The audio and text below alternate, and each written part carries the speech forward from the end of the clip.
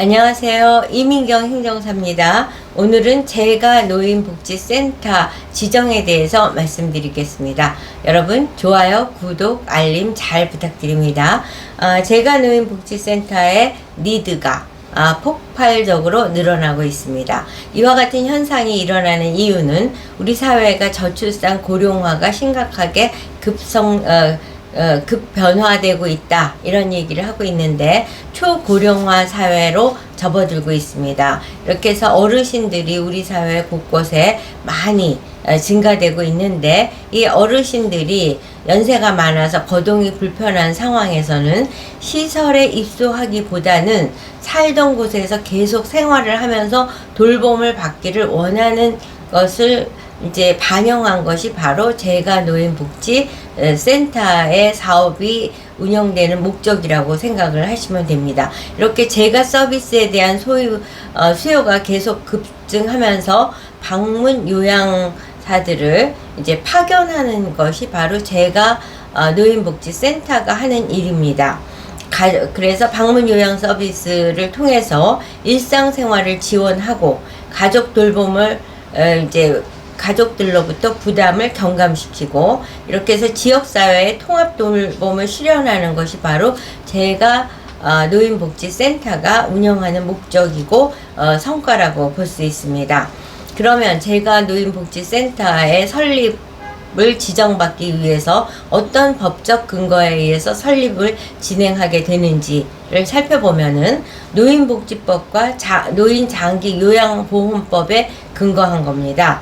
노인복지법은 바로 지자체에서 지정을 받을 때의 근거법이고, 노인장기요양보험법은 국민연금공단에서 제가 노인복지 서비스를 제공하고 정부로부터 그 서비스 비용을 받는 근거법이 노인장기요양보험법이라고 이해하시면 될 겁니다. 그래서 제가 노인복지센터는 지자체와 국민연금공단 두 개 기관에 걸쳐서 지정 절차를 밟아야 된다는 점을 강조해서 말씀을 드립니다. 그럼 우선 지자체에서 지정받는 단계를 먼저 설명을 드리면, 제가 노인복지 설치 신고서를 제출해야 되는데, 이건 노인복지법 시행규칙 별지 제20호 서식에 따라서 이제 신고서를 내고, 그 다음 법인인 경우에는 정관을 제출하고, 그 다음 위치도, 평면도, 기타 공간의 배치도나 설비에 대한 거를 해야 되고, 사무실은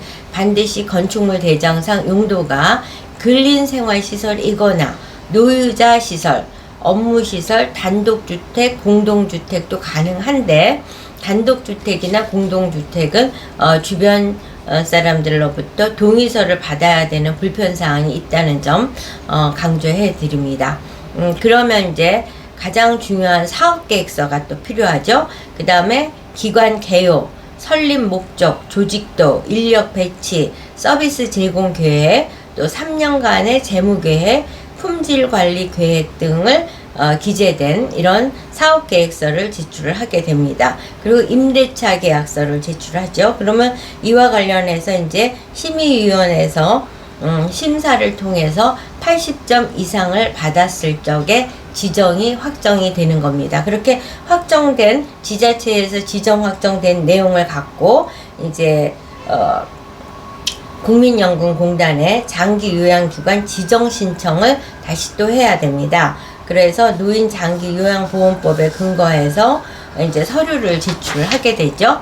대부분의 서류는 이제 지자체에 제출한 서류를 이제 수신만 국민연금공단으로 바꿔서 제출을 하면 되는데, 여기에서 이제 추가적으로 요구하는 것은 요양보호사 15명 이상 국가자격증 사본을 제출해야 되고, 요양보호사의 건강검진 결과, 그 다음에 시설장, 사회복지사라든가 시설장이 갖춰야 될 자격에 관해서 자격증과 이력서 이런 것들을 제출을 해서 성립이 됩니다. 근데 이와 같은 성립에 있어서 이제 의무적으로 공간은 16.5평방미터 이상이어야 되고, 방문 요양보호사는 최소 15명 이상이어야지 신청이 가능합니다.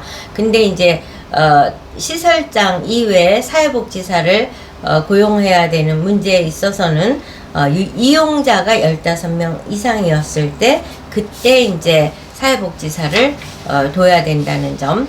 그 전에 신청할 당시에는 이제 사회복지 자격증을 가진 시설장만으로도 신청 절차를 밟을 수 있다는 점을 말씀드릴 수 있겠습니다.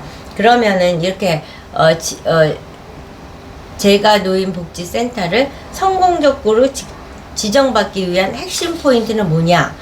전문적인 내용이 포함된 사업계획서가 필요하고, 그 다음에 인력 확보, 이제 요양보호사에 대한 인력 확보, 시설 기준 16.5평방미터 이상이고 근린생활시설 등 용도에 적합한 공간을 확보해야 되는 거. 그 다음에 지역사회와 연계, 의료기관이나 복지관 등과 협력체제를 구축한다는 것을 사업계획서에 같이 정확하게 기재하는 것이 제가 노인복지센터의 지정행 성패를 가늠한다는 점을 강조해 드립니다. 여러분, 지금 제가 노인복지센터 설립에 많은 분들이 관심 갖고 있는 만큼 또 지금 수요가 굉장히 많은 데 비해서 아직은 공급이 부족한 상태입니다. 제가 노인복지센터를 설립하고자 하시는 분은 서둘러 이민경 행정사에게 연락 주시면 최선을 다해서 성공적인 설립을 해드리도록 하겠습니다. 여러분, 좋아요, 구독, 알림 잘 부탁드리면서 오늘 영상 마치도록 하겠습니다. 감사합니다.